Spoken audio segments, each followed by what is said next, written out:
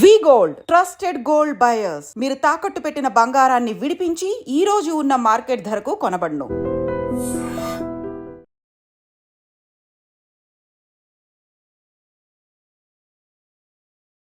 Operation Sindoor 2 ప్రారంభమవుతుందా? అది ఎప్పుడు ప్రారంభమవుతుంది? ప్రైమ్ మినిస్టర్ మోడీ గారు నిన్న 9 పాయింట్స్ చెప్పారు.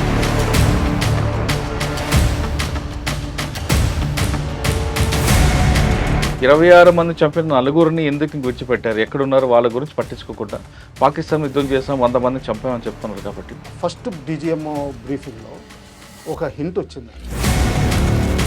ఆర్మీ ఇంట్రాక్షన్ ఎలాగుంటుంది? దీనిలోనే జెఫ్ అండ్ మట్ టెక్నిక్ ఉంటుంది. వాళ్ళు పంపించింది ఏంటో టర్కీ గన్స్ కూడా ఉన్నాయి, టర్కీ పాయింట్స్ కూడా ఉన్నాయి. బర్కెతియార్ అని చెప్పి చాలా నెంబర్ 1 డ్రోన్ అని. సార్ మీరు చాలామంది ఇంటర్గేట్ చేస్తుంటారు కదా, నిజంగా వాళ్ళు కరెక్ట్గా ఫీవర్ వదలా లేదు వాళ్ళలో ఉన్న ఫైనాన్షియల్ వీక్ పాయింట్ని అక్కడ ఆర్మీ క్యాచ్ చేసి వాళ్ళని ఆ విధంగా మారుస్తుంది?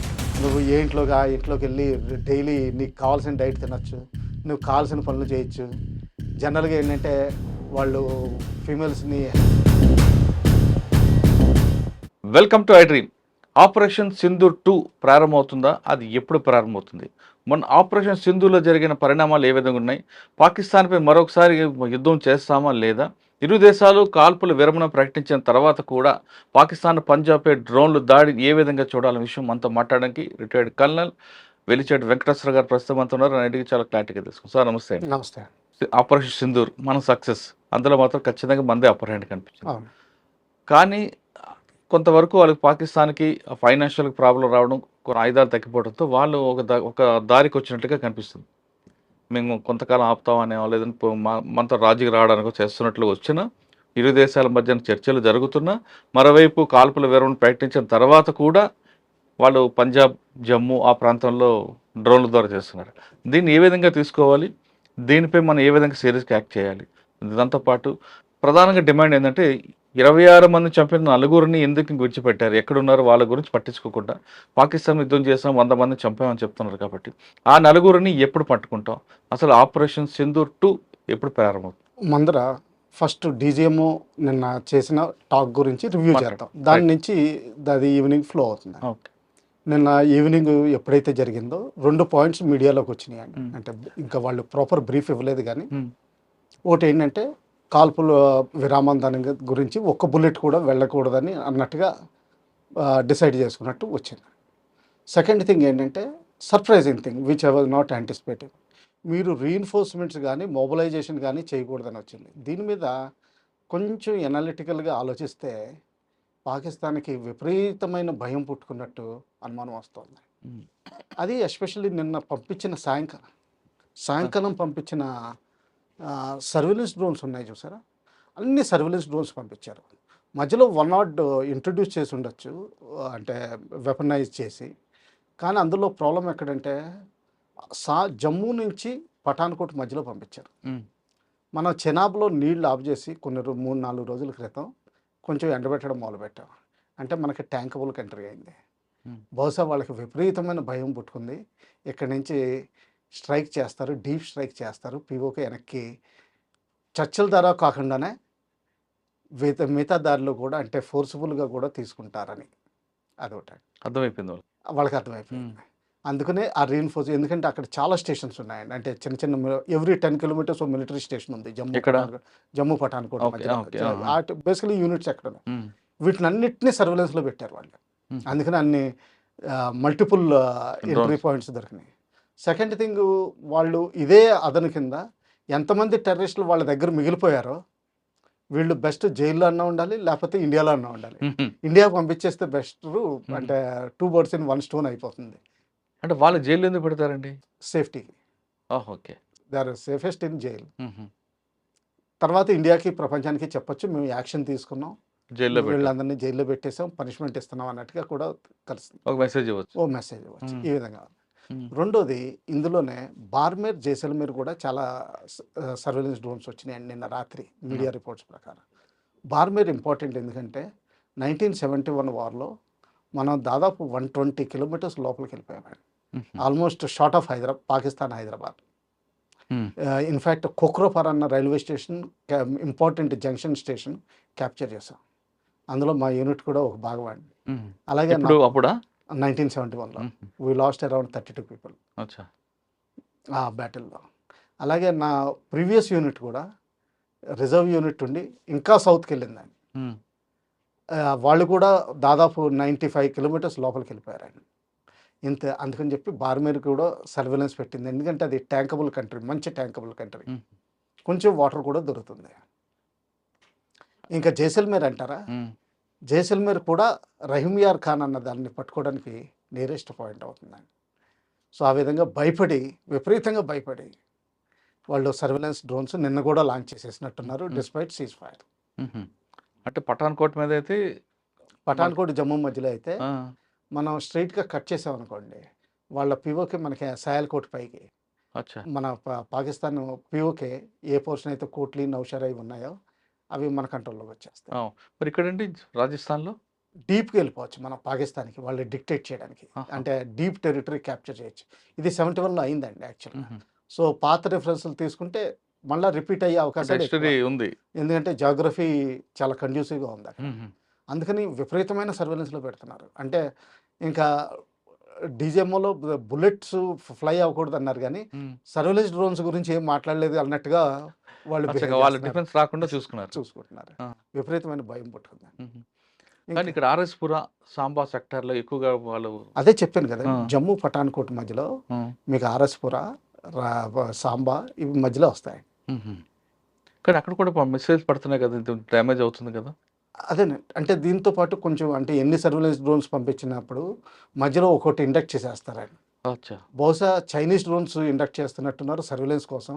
అంటే వీడియో సర్వేలెన్స్ చేస్తారు, ఫోటోగ్రఫీకి డ్రోన్ వెనక్కి వెళ్తుందో లేదో తెలియదు, కానీ వీడియో మాత్రం అది ఎంతసేపు గాలిలో ఉంటే అంతసేపు ఆ వీడియో ట్రాన్స్మిట్ చేస్తూనే ఉంటుంది. జనరల్గా సివిలియన్స్ ఎస్టిమేట్ ప్రకారం నిన్న వచ్చిన 1200 to 1300 ఫీట్ అంటున్నారు. అంటే జస్ట్ పెద్ద ఎత్తులో లేవు, అంటే చాలా డీటెయిల్డ్గా సర్వేలెన్స్లో పెట్టున్నారు. సార్ ఇప్పుడు వాళ్ళు పంపించింది ఇంట్లో టర్కీ గన్స్ కూడా ఉన్నాయి, టర్కీ పాయింట్స్ కూడా అవసరం. టర్కీ అదే అడ్వాన్స్డ్ అంటే ఇప్పుడు చైనీస్ చెప్పాను కదండి, బర్కెతియార్ అని చెప్పి చాలా నెంబర్ 1 డ్రోన్ అండి ప్రపంచంలోనే. అంటే it may not be like reaper drone, మన దగ్గర రీపర్ డ్రోన్స్ కూడా ఉన్నాయి. ఓకే, కానీ కాస్ట్ బెనిఫిట్ అనాలిసిస్లోను ఫంక్షనింగ్లోను ఇది పూర్ కంట్రీస్కి చాలా బెస్ట్ యూఏవీ అండి. ఇది టర్కీ డ్రోన్. టర్కీ ఏంటండి దానికి స్పెషాలిటీ ఏంటి? లాంగ్ ఎండ్యూరెన్స్, తర్వాత ఏంటంటే దాని స్టెబిలిటీ అంటే పంపించగలం. తర్వాత ఏంటంటే వెపన్ లోడ్, దానికి 2 బ్రాకెట్లు ఉంటాయండి సైడ్ వింగ్స్లో, దాని మీద మన బాంబ్స్ పెట్టి రిమోట్గా పేల్చేయచ్చు.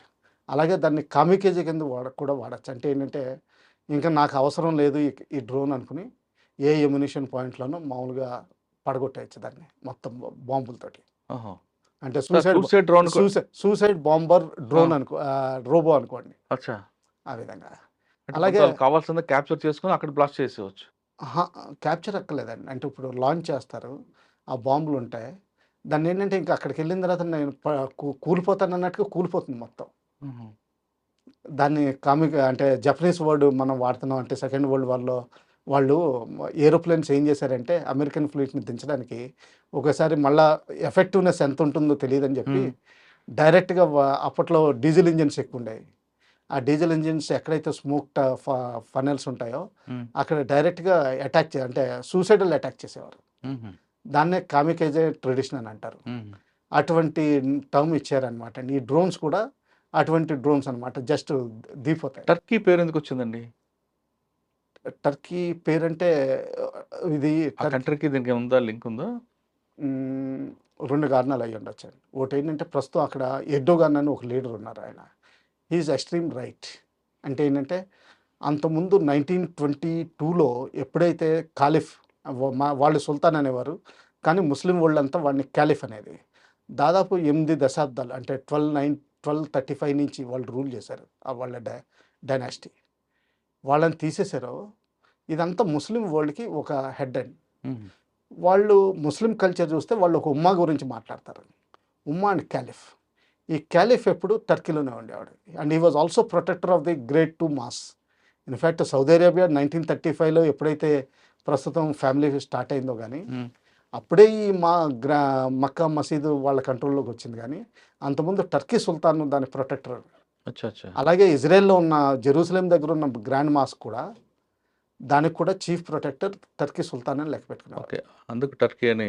అందుకని చెప్పి వాళ్ళు తుర్కీ అంటారండి. ఉహు, తుర్కీ ఆ 19 కెమాల్ అటాటర్క్ అని మన నెహ్రూ టైప్ లీడరు, కొంచెం సెక్యులరిజం టైప్ ఎక్కువ అటువంటిది. ఉమ్, ఆయన అతన్ని బయటికి పంపించేసి అంటే డీథ్రోన్ చేసేసి డెమోక్రసీ తీసుకొచ్చాడు. ఉహు, ఆ డెమోక్రసీ తీసుకొచ్చిన తర్వాత అతని ఇంపార్టెన్స్ మొత్తం పడిపోయింది. కానీ ఇప్పుడు ప్రస్తుతానికి క్యాలిఫ్ ఎవరు కావాలి? సౌదీ అరేబియా అంటే వీళ్ళకి పడదు. ఇప్పుడు ప్రస్తుతానికి దాదాపు సౌదీ అరేబియా రూల్ చేస్తుంది. అచ్చా. అంటే దాదాపు అంటే నెంబర్ 1 పొజిషన్లో ఓకే. అతన్ని దించేసి వీళ్ళు తీసుకురావాలని. ఇందులో పాకిస్తాన్ ఏంటంటే educated man power, 25 crore population, తర్వాత ఏంటంటే న్యూక్లియర్ పవర్. ఈ విధంగా టర్కీ దాన్ని క్లోజ్ చేసుకోవాలని ఫ్రంట్ కింద చూడాలని చూస్తుంది. Okay sir, operation Sindoor success, కానీ అసలు చంపిన నలుగురు ఎక్కడ? ఆ నలుగురు ఎందుకు ఇంతవరకు మనం పట్టుకోలేదు అనేది ఒక ప్రశ్న వస్తుంది. వాళ్ళు అందులో ఇద్దరు 100%, నేను ఆ రోజునే చెప్పాను, వాళ్ళ ఫేషియల్ ఫీచర్స్ ఇవన్నీ చూస్తే ఎస్ఎస్జి కమాండోస్ అని. వాళ్ళని బహుశా ఏంటంటే రిటైర్మెంట్ చూపించేసి, వాలంటరీ రిటైర్మెంట్ ఏదో ఒకటి చూపించేసి, వాళ్ళకున్న పేపర్స్ ఎష్యూరెన్స్ వేరే రూట్ ద్వారా ఇచ్చి వాళ్ళని ఇండియా ఇండక్ట్ చేసినట్టున్నారు. అది మొన్న ఫస్ట్ డీజీఎంఓ బ్రీఫింగ్లో ఒక హింట్ వచ్చిందండి. మీ ఉగ్రవాదులతో పాటు ఎక్స్ ఆర్మీ మెన్ కానీ సర్వీస్ మెన్ కానీ ఉన్నట్టు మాకు అనుమానం అని. అంటే ఇది జరిగినట్టే. ఒక విధంగా ఒకవేళ నిజంగా లైవ్ పట్టుకుని ఉంటే కస్టడీలో పెట్టిండొచ్చు. అది కూడా పాసిబిలిటీ ఒకటి ఉంది, డిస్టింక్ట్ పాసిబిలిటీ. ఎందుకంటే వాళ్ళ ఇంట్రాగేషన్ వల్ల హైయెస్ట్ పాసిబుల్ మోడస్ ఆపరండి డీటెయిల్స్ తెలుస్తాయి. అచ్చా. ఒకవేళ నిజంగా పట్టుకోపోయి ఉంటే వాళ్ళ ప్రొఫిషియన్సీ ఉందండి. ఆ మాత్రం ప్రొఫిషియన్సీ కష్టం కాదండి. ఎందుకంటే వాళ్ళకి ట్రైనింగ్ అది ఎంత ఉంటుందంటే, ఒక 10 feet by 10 feet ఏరియాలో ఇద్దరు 10 రోజులు సర్వైవ్ అయిపోతారండి. అంటే ఎక్కడ అండర్ గ్రౌండ్ బంకర్లోనో ఏ బంకర్లోనో కొంచెం ఫుడ్, అది ఈ రోజుల్లో టిన్ ఫుడ్ వచ్చేసింది, దాని గురించి వాటర్ సప్లై స్టాక్ చేసుకోవచ్చు. సో ఆ విధంగా హోలప్ అయి ఉండొచ్చు. లేకపోతే నిజంగా కావాలంటే వాళ్ళు ఎక్స్ఫిల్ట్రేషన్ కూడా చేసి ఉండొచ్చు. ఎక్స్ఫిల్ట్రేషన్ మెథడ్స్ ఉన్నాయండి వాళ్ళకి, చాలా కాంప్లికేటెడ్ మెథడ్స్.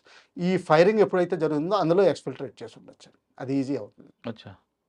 So 3 scenarios. ఒకటి క్యాప్చర్ అంటే మన కస్టడీలో ఉండి ఇంట్రాగేషన్ జరుగుతుంది అనుకోవచ్చు.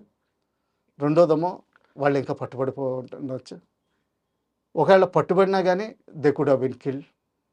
ఎందుకంటే ఐడెంటిటీ ప్రూఫ్ కరెక్ట్గా చేయడం కష్టం అవుతుంది.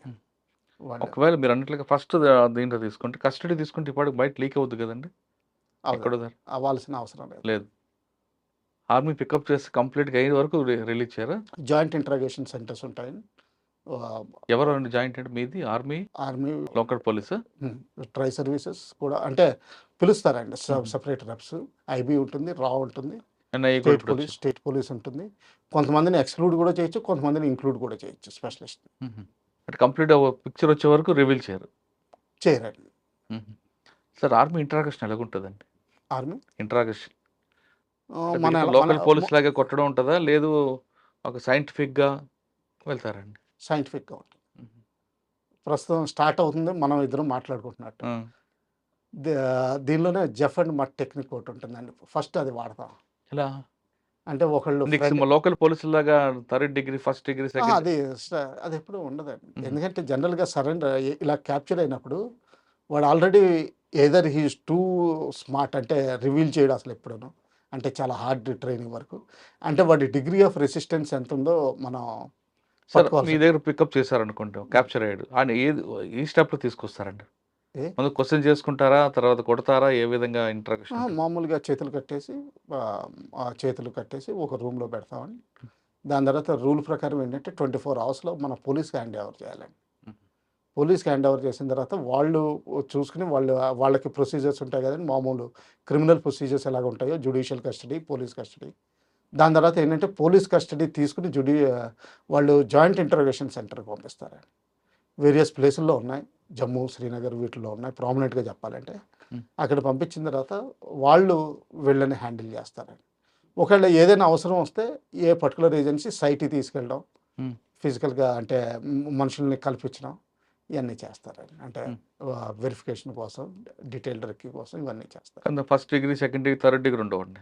First degree, second degree, third degree అన్న ఏంటంటే ఇవి ఏ లాలో అయినా సరే ఫస్ట్ హ్యూమన్ రైట్స్ వయలేషన్లో కూడా లెక్కలోకి వస్తాయండి. ఇది ఎక్కడ ఎవరైనా ఒకళ్ళు చేసినా కానీ ఒప్పుకోరు. ఉమ్, ఇది ఫస్ట్ థింగ్. రెండో థింగ్ ఏంటంటే ఇది అవసరం లేదండి. ఎందుకంటే వాడి వీక్నెస్ మనం పట్టుకోగలిగితే అది అక్కడ సార్ట్ అవుట్ అయిపోతుంది. ఇంకా అంతకంటే అవసరం లేదు. ఉమ్, రైట్ వీక్నెస్ అంటే చాలా కారణాలు ఉంటాయండి.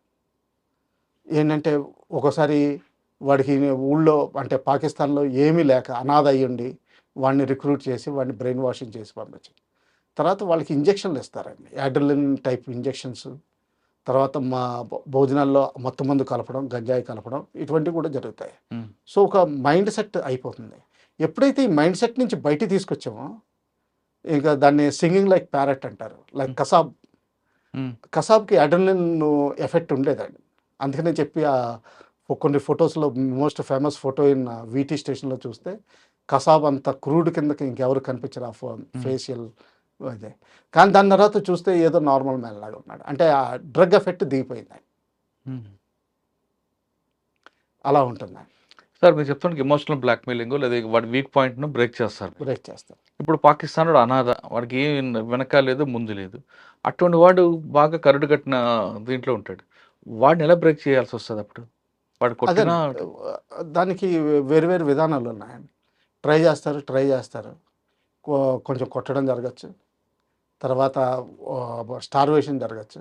Food denial. ఉమ్, ఎందుకంటే ఫుడ్ బాగా రిచ్ ఫుడ్ తిన్నవాడు, ఎస్పెషల్లీ వీళ్ళందరికీ ఇస్లామిక్ దేశాల్లో రిచ్ ఫుడ్ ఎక్కువ ఉంటుందండి, ప్రోటీన్ డైట్ ఎక్కువ మన ఇండియా కంటే. అది డినైల్ అయిపోతే వాడికి జడ్జిమెంట్ తక్కువ అవుతూ ఉంటుంది. ఉమ్, మీకైనా సరే ఇప్పుడు సడన్గా ఓన్లీ రొట్టెలు పెట్టి తినంటే మీ జడ్జిమెంట్ రాంగ్ అవుతుంది. అవును. అలాగే వాళ్ళు కూడా చేస్తారండి. ఆ. ఇంకా అంతకే హార్డ్ అండ్ అయితే మాత్రం ఇంకా అంతకంటే ఏం చేయలేమండి. ఇంకా జైల్లో పెట్టి ఇంకా మన ప్రూఫ్ తీసుకుని ఇంకా అంతే. మసూద్ అజార్ని అలాగే జైల్లో పెట్టారు కదండి. ఆయన లొంగలేదు. ఆయన మామూలుగా మౌలానా ఉమ్, అలా తిరిగేవాడు. వాళ్ళకి ఒకటి ఉంటుందండి, అంటే వేరు వేరు ప్రదేశాలకు వెళ్ళి ప్రచారం చేసే ఒక టీం ఉంటుంది. ఉమ్. ఆ టీంలో తిరిగినట్టు తిరిగేవాడు అంతే. ఇంత కరడు కట్టినవాడని తెలియలేదు. సార్ రేషన్ కట్ చేస్తారు, లేదు సింగిల్ సెల్లో పెడతారు. ఈ కరెంట్ షాక్లు ఇవ్వడం అని ఉంటుంది అని వాస్తవం అంటారు. లిమిటెడ్గా జరగచ్చు అండి. ఫస్ట్ వాడు వీక్ పాయింట్ చూస్తారు. వీక్ పాయింట్స్ కనుక్కోవాలండి. అంత ఈజీగా రావు, కొంత టైం పడుతుంది. వాడు చెప్పడు కదా సార్, అడగగానే వీక్ పాయింట్ ఏదని చెప్పడు కదా, ఎవడో చెప్పడు. అది ఆ ఇంట్రాగేషన్లో మనం మెంటల్ నోట్స్ కానీ ఫిజికల్ నోట్స్ కానీ చేసుకుంటూ ఉండాలి. అది చేసుకున్న తర్వాత ఎంత అడ్జస్ట్ చేయాలన్నా కానీ ఎక్కడ దొరుకుతూ ఉంటుంది.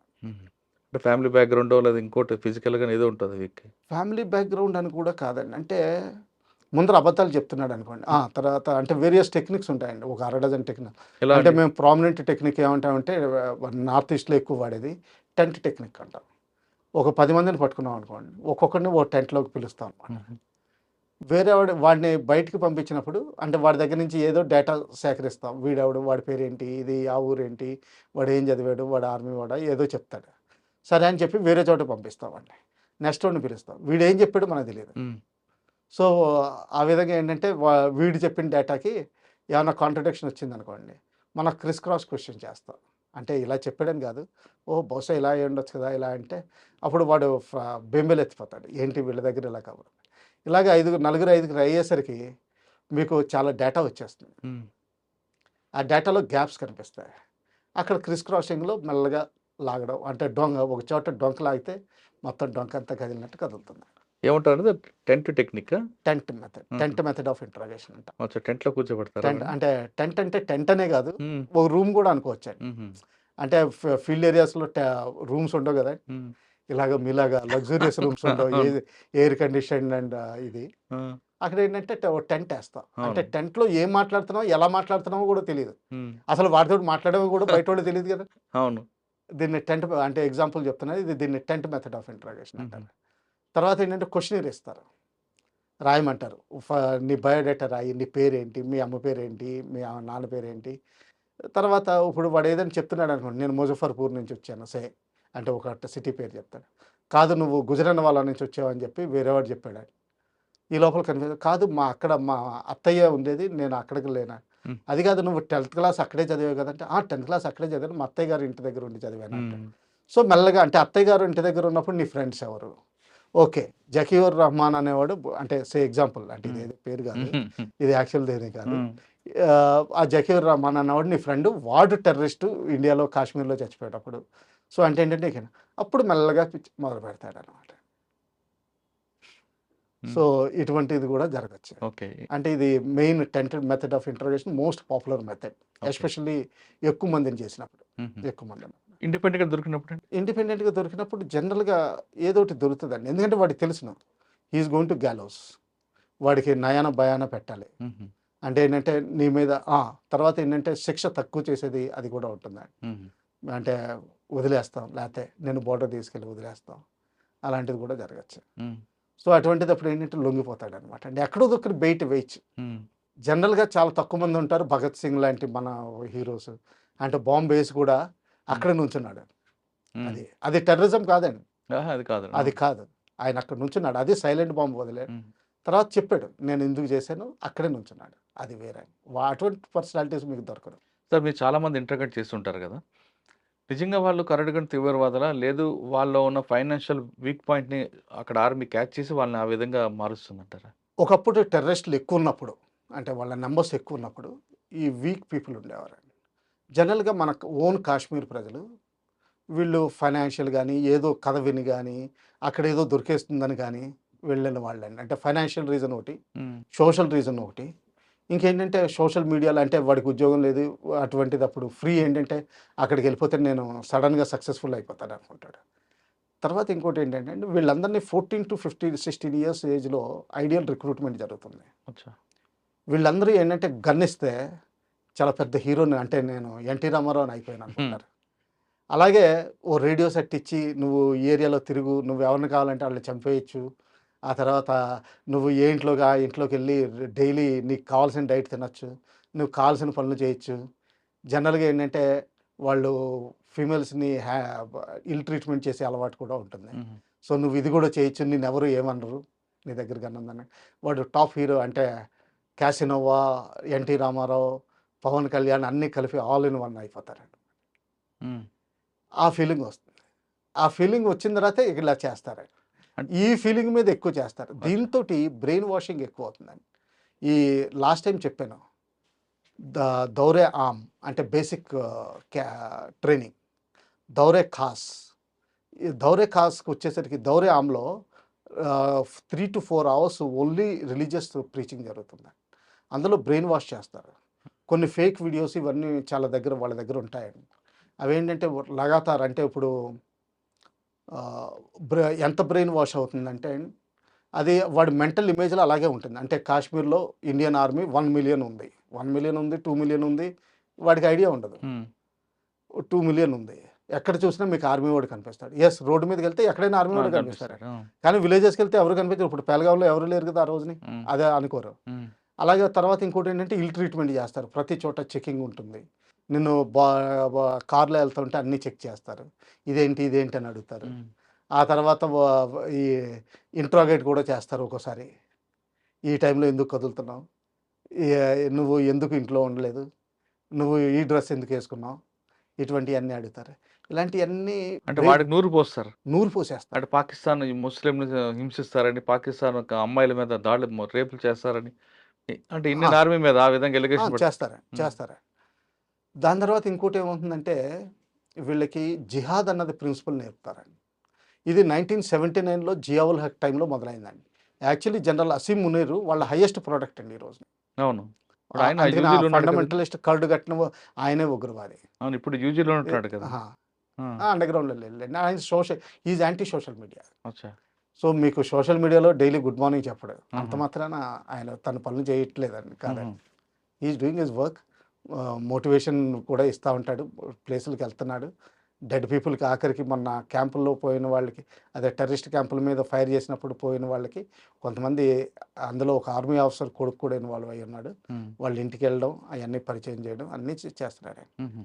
సోషల్ మీడియాలో రారండి, ప్రొఫెషనల్స్ ఎవరు రారు. అంటే వాళ్ళు కేవలం ఐడియాలజీ కోసం కాదండి, ఈ విధంగా తుపాకీ ఇచ్చి అలవాటు చేసి వాడి మీద క్రైమ్ ఇన్వాల్వ్ చేస్తారు. అదొకటండి. అంటే ఇప్పుడు ఆ ఏజ్లో ఏంటంటే దీనికి లొంగుతారు. Next ideology కలుస్తుందండి. ఐడియాలజీలో ఏంటి, వీళ్ళందరూ కాఫీర్స్. వీళ్ళు ఏంటంటే ఏదో రాయిని పెట్టుకుని దాన్ని పూజ చేసేస్తూ ఉంటారు. ఎంత ముద్దులో పూజ చేస్తూ ఉంటారంటే దానికి రోజు ఒక కొబ్బరికాయ కొట్టేసి, దానికి ఒక చలివిడి తినిపించేసి, దానికి పువ్వులు చేసేసి, దాన్ని నెత్తులు పక్కనున్న కెనాల్లోంచి నీళ్లు తీసి అందులో తాగేసి ఇలా చేస్తూ ఉంటారు. ఇలా అన్నట్టుగా చెప్తూ ఉంటారనమాట. తర్వాత ఇంక వీళ్ళని మన మతంలోకి మార్చపోతే, మనలాగా మారపోతే వాళ్ళని చంపేయమని చెప్పి మన మత ప్రవక్త చెప్పారని చెప్తారు. జిహాద్ ఇన్కల్కేట్ అవుతుంది. ఇది మేము 1994 ఆ టైంలో చాలామంది టెర్రరిస్టులతో రేడియో సెట్ మీద వచ్చేవారు. గంటలు పడి ఉపన్యాసం వాళ్ళు మాకు ఇచ్చేవారు. మాకు టైం పాస్ అయ్యేది కాబట్టి అవన్నీ వింటూ ఉండేవాళ్ళం అనమాట. సిడీస్ సర్క్యులేషన్ అవుతాయి. అలాగే వాళ్ళకి హీరోస్ అంటే ఇక్కడ ఇండియాలో ఏదైనా యాంబుష్ అయింది ఒక్కోసారి, అప్పట్లో మొబైల్స్ అంత ఉండే కాదు. 94, 95లో 2005 తర్వాత బాగా ప్రాచుర్యం వచ్చినాయి. అప్పుడు ఏంటంటే వీడియోస్ తీసేవారు. అవి ఏంటంటే బాగా పాటలు పాడి మ్యూజిక్ జోడించి, ఇప్పుడు టిక్టాక్ ఎలా చేస్తున్నారో అలా చేసి ప్రచారంలోకి వస్తాయి. తర్వాత ఏంటంటే నువ్వు ఇక్కడ చనిపోతే, ఈ విరోచితంగా చనిపోతే నీకు పైన అంటే వాళ్ళు ఎక్కడో కొన్ని రిలీజియస్ రైటింగ్స్లో ఉన్నాయండి, 72 మంది కన్యలు నీకు అక్కడ పైన దొరుకుతారు, నీకు స్వర్గం దొరుకుతుంది, నువ్వు వేరే తప్పులు ఏ చేసినా కానీ అన్నీ మాఫీ, ఇవన్నీ చెప్తారనమాట. సో వాడు ఏమనుకుంటాడంటే ఒకసారి నేను బతికేది 2 ఏళ్ళు అయినా కానీ నేను ఇంకా రాజాలో బతుకుతాను. రాజాలో బతుకుతాడు కూడా వచ్చినప్పుడు. చాలామంది కోఆపరేట్ కూడా చేస్తారు. అన్ఫార్చునేట్ అది జరుగుతుందండి. ఈ ఫండమెంటలిజం ప్లస్ వాడి ఇమ్మెచ్యూరిటీ, నేను అంటే ఈ పదం ఇప్పుడు పట్టుకున్నాను, ఇమ్మెచ్యూరిటీ లెవెల్ని ఎక్స్ప్లాయిట్ చేస్తారండి. 21 లోపల వాడు సూసైడ్ బాంబర్ కింద తయారవ్వాలంటే తయారవుతాడండి. 21 తర్వాత మీరు ఎంత చేసినా జనరల్గా 99% మనుషులు అవ్వరండి, మెచ్యూర్ అవుతుంది. ఆ ఇమ్మెచ్యూర్ స్టేజెస్లోనే పట్టుకోవాలండి. సార్ ఫైనల్గా చెప్పండి, ఆపరేషన్ సింధూర్ 2 ఎప్పుడు ప్రారంభమవుతాయి? మనం అనుకోవడానికి ఏమీ లేదండి. మనం నిజంగా జెన్యూన్ అంటే మనకి 15,000 years ఆఫ్ మన రామాయణం, మహాభారతం ఇవన్నీ నడిచి కూడా, మా బుద్ధుడు, వర్ధమానుడు ఇవన్నీ నడిచిన తర్వాత మన బ్లడ్లో జీన్స్లో వచ్చేసిందండి. మన బేసికలీ శాంతి కాముకులు, నిజంగానే వసుదైవ కుటుంబకం. మనకి 144 crore పీపుల్ ఉన్నారు. అంటే 144 అంటే 1 బిలియన్, 1.5 బిలియన్.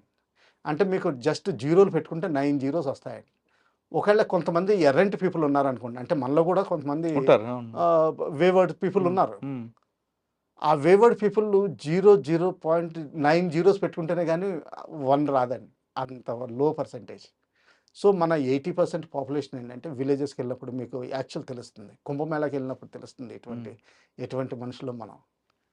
శాంతి కాముకతం, ఎప్పుడు అన్నం పంచుతాం, ఎప్పుడు శాంతి అంటే మనకు చులకం చేస్తున్నారు కదండి పక్క దేశం. ఇంకా తప్పదండి, మన ఒక ఫిలాసఫీలో ఉన్నాం. ఆ ఫిలాసఫీలో ఈ దెబ్బలు తినక తప్పదు. కాకపోతే ఏంటంటే మనం ఒకటి రియలైజ్ అవ్వాలి, కృష్ణ సందేశం వినిపించుకుని శిశుపాలుడిని 100 తప్పులు చేసిన తర్వాత ఇంకా సంహరించాల్సిన తప్పు అవసరం వచ్చిందని చెప్పి మన నిర్ణయానికి రావాలండి. అందులో గీత మనం కరెక్ట్గా అర్థం చేసుకోవాలండి. ఇంకోటి చూస్తే ఏంటంటే ఎప్పుడైతే బుద్ధిజం, జైనిజం బాగా అంటే 2nd century BC to 6th century బాగా పాపులారిటీలో వచ్చినాయండి, క్షత్రియ క్లాన్ అంటే నేను క్యాస్ట్ సిస్టమ్ మాట్లాడలేదు, ఆ క్షత్రియ ట్రేట్స్ ఉంటాయి చూసారా, మన దేశంలో ఫినిష్ అయిపోయినాయి. చాలా తక్కువ మంది ఉన్నారు ఆ క్షత్రియ ట్రేట్స్ ఉన్నవాళ్ళు. భగత్ సింగ్ ఇటువంటి వాళ్ళందరూ, ఆజాద్ వీళ్ళందరూ ఉన్నారండి. అలాగే ముస్లిమ్స్లో కూడా లేరని కాదు, ఉన్నారు. ప్రఫుల్ల చాకో మీరు చాలామందిని చూడండి ఉన్నారండి. ఆ ట్రేట్స్ బేసికలీ మనలో లేవండి. ఫైట్ చేసే అంటే అందుకనే రాజ్పూత్స్ నిజంగా చూస్తే ఏంటంటే మిడివల్ సెంచరీస్లో ఇది కొంచెం కాంట్రవర్షియల్ రిమార్క్ అవ్వచ్చు, వాళ్ళందరూ నిజంగా కలిపికట్టు ఇస్లామిక్ రూల్ని అంటే ఇన్వేడర్స్ని రెసిస్ట్ చేస్తే వాళ్ళకి ఇన్వైట్ చేయగలిగే ధైర్యం ఎవరికి లేదండి. అలాగే వాళ్ళందరూ రెసిస్ట్ చేసి ఉంటే అక్బర్ డౌన్ అయిపోయాడండి. అక్బర్ నిజంగా ప్రార్థన చేసేవాడు వెళ్ళి, అందుకని అజ్మీర్ దర్గా మీద ఆయనకు అంత భక్తి తర్వాత ఏంటంటే రాజనీతి వాడి హిందూ ప్రిన్సెస్ని పెళ్లి చేసుకుని ఇలా చేసుకుని మామూలుగా రాజనీతితోటి బయటకు వచ్చాడనమాట. లేకపోతే అప్పుడే ఫినిష్ అయిపోయేదాన్ని. అంటే మనం ఇంకా ఆపరేషన్ సింధూర్ 2 స్టార్ట్ అవుద్దంటారా? లేదా స్టార్ట్ ఇంకా మన అవుతుంది. శాంతి అంటూ వెనక్కి తగ్గుతూ ఉంటారు? ప్రైమ్ మినిస్టర్ మోడీ గారు నిన్న 9 పాయింట్స్ చెప్పారండి. ఫస్ట్ థింగ్ ఏంటంటే ఆయన ఇండియన్ రిజల్యూట్నెస్ పబ్లిక్ ఒపీనియన్ కన్వే చేశారు ఇంటర్నేషనల్ కమ్యూనిటీకి. అలాగే చెప్పారు ఇంటర్నేషనల్ కమ్యూనిటీకి మేము వేరే పార్టీని ఇన్వైట్ చేయము, ద్వైపాక్షికంగా అగ్రీబుల్. ద్వైపాక్షికంగా నేను 2 మాటలు మాట్లాడతానన్నారు. ఒకటి కౌంటర్ టెర్రరిజం, అదే టెర్రరిస్ట్ గురించి, ఒకటి POK గురించి. సో ఆ 2 నిజంగా ఆయన చర్చలకి పాకిస్తాన్ దిగితే పర్వాలేదు, లేకపోతే ఆబ్వియస్లీ కవ్వింపు చర్యలకు దిగితే మాత్రం ఇమీడియట్ రెస్పాన్స్ ఉంటుంది. తర్వాత ఒకవేళ కవ్వింపు చర్యలకు దిక్కకుండా ఇలాగే కంటిన్యూ అయితే ఆ నెక్స్ట్ ఫేజ్ ఎప్పుడు మొదలవుతుందో లాంగ్ టైం పడుతుంది. సో అందుకనే వాళ్ళు విపరీతంగా భయపడుతున్నారు. ఆ రిజల్యూట్నెస్ ఫస్ట్ పాయింట్ నేను రిజల్యూట్నెస్ చెప్తున్నాను. ఇందులో వర్డ్ ఆయన ఎక్కడ వాడలేదు, నేను రిజల్యూట్నెస్ తోటి ఉన్నానని. కానీ మన country led by able leader, అంటే కరెక్ట్ లీడర్. ఈ రోజుకి ఈ టైంకి మాత్రం ఆయన బెస్ట్ లీడర్. సో నేను అనుకోవడం ఏంటంటే నెక్స్ట్ పాయింట్ మొదలవుతుందండి. ఏంటంటే పాకిస్తాన్లో ఇంకోటి చూడాలండి, 2 పాయింట్లు ఉన్నాయి అందులో. ఫస్ట్ థింగ్ ఏంటంటే వాళ్ళ political setup subservient to military setup. ఆ మిలిటరీ సెటప్లో కూడా కొంచెం డిస్టెన్షన్ ఎక్కువ ఉందండి. అక్కడ పాకిస్తాన్ సైకి ఎలా ఉంటుందంటే అండి, core commanders chief of army staff తోటి కలిస్తే కలుస్తారు, కలవకపోతే కలవకపోవచ్చు.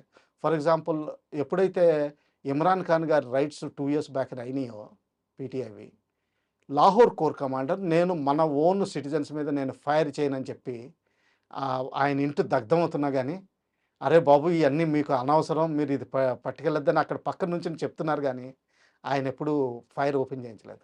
అదర్వైజ్ ఆయన దగ్గర కనీసం 90 మంది గార్డులు ఉండాలండి.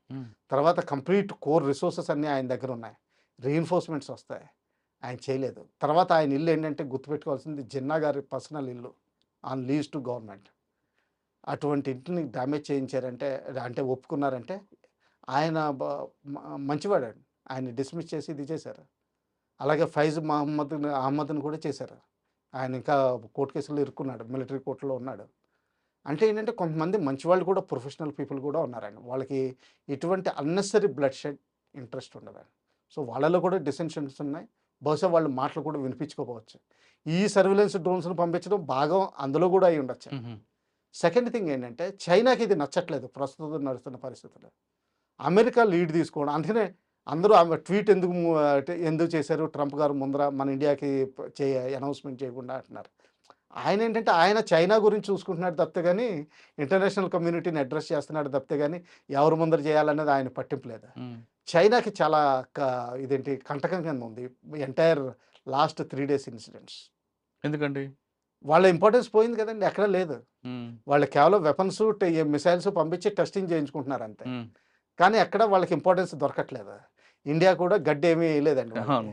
సో తర్వాత ఏమవుతుందంటే, సో వాళ్ళకున్న sympathisers, Munir is more tune to China అనుకుంటాను. ఎందుకంటే ఫస్ట్ ఆర్మీ చీఫ్ ఈయన అమెరికాలో కోర్స్ చేయలేదండి, అంటే ట్రైనింగ్ ఏది చేయలేదు.